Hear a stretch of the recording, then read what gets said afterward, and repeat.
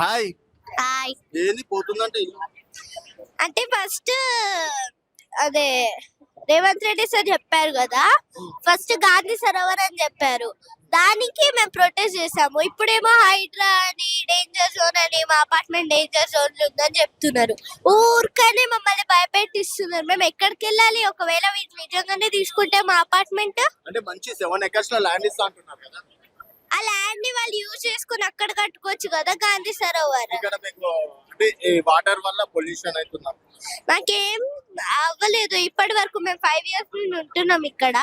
ఇప్పటి వరకు మాకేం ప్రాబ్లం రాలేదు.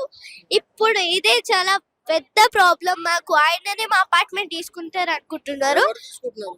రేవంత్ రెడ్డి సార్. ఇది గాంధీ సరోవర్ అంట. గాంధీ సరోవర్ ప్రాజెక్ట్ మీరు ఎక్కడైనా కట్టుకోవచ్చు కదా.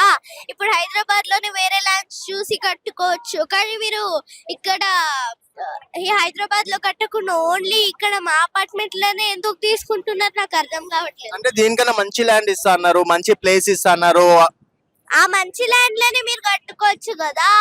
ఇట్లా 450 ఫ్యామిలీస్ ని కావాలని మా అపార్ట్మెంట్ తీసుకుంటున్నారు. ఇది బాగుందనే కదా. ఇప్పుడు ఇది మాకు కంఫర్ట్ ఉందని మేము చాలా బాగా ఉంటదని తీసుకున్నాము. మా పేరెంట్స్ ఓట్ చేశారు ఆయనకి, అందుకే ఆయన సీఎం అయ్యారు కదా. దానికి ఆయన మాకు నేను సీఎం అయ్యాను అని చెప్పి ఇట్లా అన్ని మమ్మల్ని రోడ్ మీద చేస్తుంటే ఎట్లా? అంటే దీనికన్నా అంటే డెవలప్మెంట్ కావాలంటే కొన్ని తప్పవు కదా.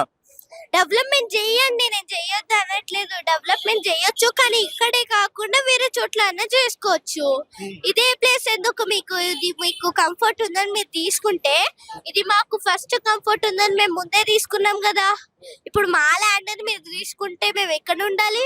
దీనికన్నా మనీ అవన్నీ ఎక్కువ ఇస్తా అంటున్నారు. ఆ మనీ మాకేం అవసరం లేదు. మా ఇల్లు మాకు కావాలంతే.